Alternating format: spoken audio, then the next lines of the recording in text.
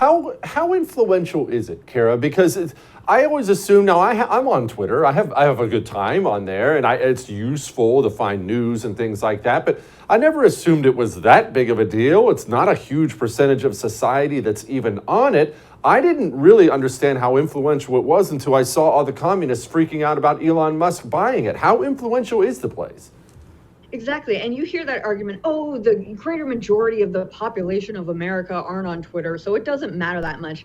No, this is the where frankly, the politicians, celebrities, commentators, people get their ideas. When Ron Klain, the chief of staff of the White House, is constantly on Twitter getting ideas from, leftists and activists, that makes it important. I like to say things like, you might not be interested in Twitter, but Twitter is interested in you. There are people who probably have never been on the platform who've frankly lost their jobs because of Twitter activist campaigns that have gone on. If you look at some Target banning books last year, they did so because people with no followers on Twitter kicked up a stink about it, and books were ripped from the platform. So I think this platform has inordinate influence, especially on the tastemakers of our day in the White House, etc. So when people are on it, it actually matters that it is going to be wrested away from that ideological monopoly we talked about. Okay, how much power? I mean, you mentioned Google and Apple control basically all of the App Store stuff, so they can just crush him, right? With the snap of their fingers, they can virtually smash Elon Musk into the ground, correct? That's the idea, and not just that, but Amazon too. So you'll remember during the whole Parler saga, it was Amazon Web Services that withdrew their cloud hosting services from Parler. So Twitter runs on AWS as well. So if Apple and Google, if people still just use Twitter on their desktops, then Amazon could pull the plug on Twitter as well. So he's not safe, even if he can vanquish the Apple and the Google sort of going to war with him as well. There been word that he's actually going to make this Tesla phone.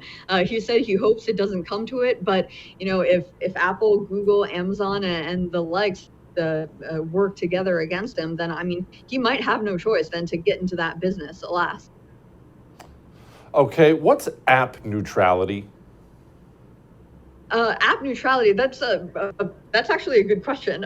In terms of, I guess, innovation and people sort of being able to use tools that are, have different perspectives, I would say making sure that those applications are able to be used as neutral tools. I think that would be something to think about when it comes to app neutrality.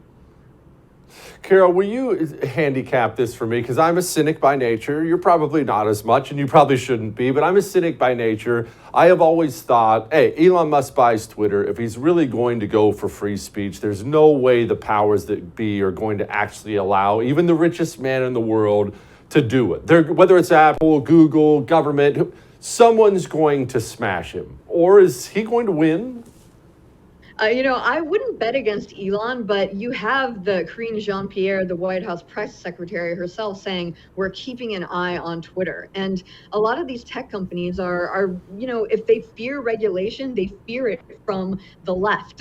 So the way that they've sort of worked hand in glove with the Biden administration to police the speech of Americans, I would not be surprised if those kind of nudges were coming from the White House to, work in tandem to I would say try to fight Elon Musk to the best of their ability. But again, richest man in the world, crazy like a fox. So I think that he has some cards up his sleeve, and I wouldn't be surprised if he played them.